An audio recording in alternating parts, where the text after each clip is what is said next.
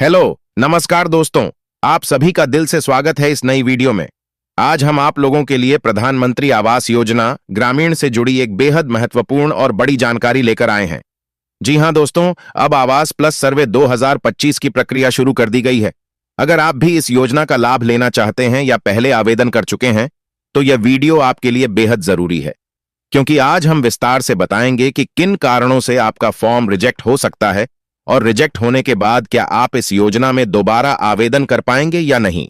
तो आपसे निवेदन है कि वीडियो को अंत तक जरूर देखें, ताकि आपको हर छोटी बड़ी जानकारी पूरी तरह से समझ में आ सके।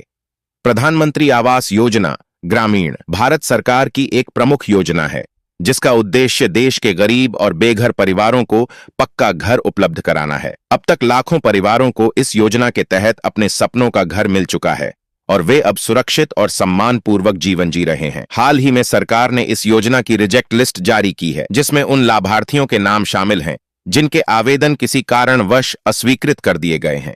ये जानकारी उन सभी के लिए बेहद अहम है जो इस योजना का लाभ उठाने के इच्छुक हैं या पहले आवेदन कर चुके हैं और अभी भी रिजल्ट का इंतजार कर रहे हैं।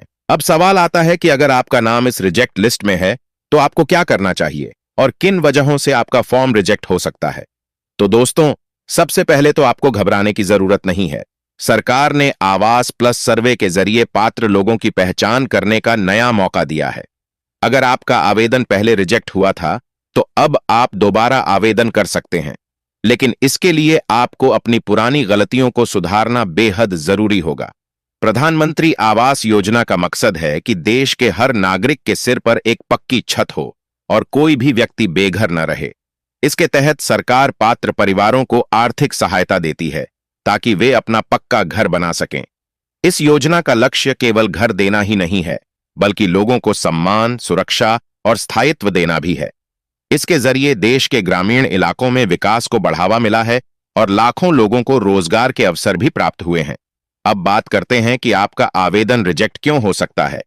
सबसे आम वजह है पात्रता की शर्तों को पूरा न कर पाना।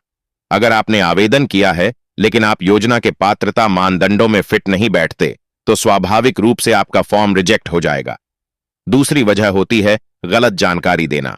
अगर आपके फॉर्म में नाम, पता या अन्य विवरण में गलती पाई जाती है, तो आवेदन स्वीकार नहीं किया जाता। तीसरी महत्वपूर्ण वजह है जरूरी दस्तावेजों की कमी।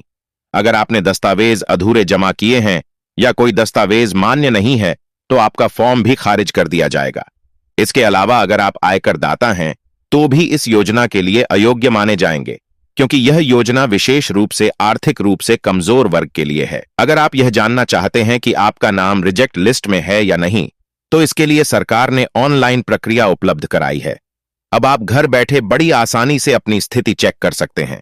इसके लिए आपको प्रधानमंत्री आवास योजना की आधिकारिक वेबसाइट पर जाना होगा और वहां पर मांगी गई जानकारी भरनी होगी। आप अपना रजिस्ट्रेशन नंबर डालकर या एडवांस सर्च के विकल्प का उपयोग कर अपना नाम सूची में देख सकते हैं। इस प्रक्रिया में आपको किसी भी तरह का शुल्क नहीं देना है, क्योंकि यह पूरी तरह से निःशुल्क है। अगर आपका नाम रिजेक्ट लिस्ट में आता है, तो आपको घबराने की कतई जरूरत नहीं है। आपको सबसे पहले अपनी गलती का पता लगाना होगा, फिर उसे सुधारकर दोबारा आवेदन करना होगा। सरकार ने यह व्यवस्था की है ताकि पात्र लोग योजना से वंचित न रह जाएं। अगली बार अगर आप सभी दस्तावेज और जानकारी सही भरते हैं, तो आपके नाम को लाभार्थी सूची में शामिल किया जा सकता है। दोस्तों, अक्सर लोग पूछते हैं कि क्या इस योजना के लिए आवेदन की स्थिति बार बार चेक कर सकते हैं? तो इसका जवाब है हाँ। आप ऑनलाइन पोर्टल के जरिए समय समय पर अपने आवेदन की स्थिति देख सकते हैं और जान सकते हैं कि आपका आवेदन स्वीकृत हुआ है या नहीं। इसके अलावा कई लोग यह भी पूछते हैं कि क्या इस योजना में आवेदन करने के लिए किसी दलाल या एजेंट की जरूरत है। तो मैं आपको स्पष्ट कर दूं कि यह प्रक्रिया पूरी तरह से सरकारी है और इसके लिए किसी एजेंट की आवश्यकता नहीं है। आप स्वयं भी आवेदन कर सकते हैं और यह बिल्कुल मुफ्त है। तो दोस्तों, इस वीडियो में हमने आपको प्रधानमंत्री आवास योजना ग्रामीण से जुड़ी हर जरूरी जानकारी विस्तार से दी है। अगर आपका आवेदन रिजेक्ट हो गया है, तो अब आपके पास मौका है कि आप दोबारा आवेदन करें और योजना का लाभ प्राप्त करें। बस ध्यान रखें कि इस बार कोई भी गलती ना हो और सभी दस्तावेज सही ढंग से संलग्न किए जाएं। इस योजना का लाभ उठाकर लाखों लोग पहले ही अपने सपनों का घर बना चुके हैं। अब आपकी बारी है। उम्मीद है कि यह जानकारी आपके लिए फायदेमंद रही होगी। अगर आपको यह वीडियो पसंद आया हो तो आप अपनी प्रतिक्रिया कमेंट में जरूर दें। हम फिर मिलेंगे एक नई जानकारी और अपडेट के साथ। तब तक के लिए आप सभी को नमस्कार और धन्यवाद।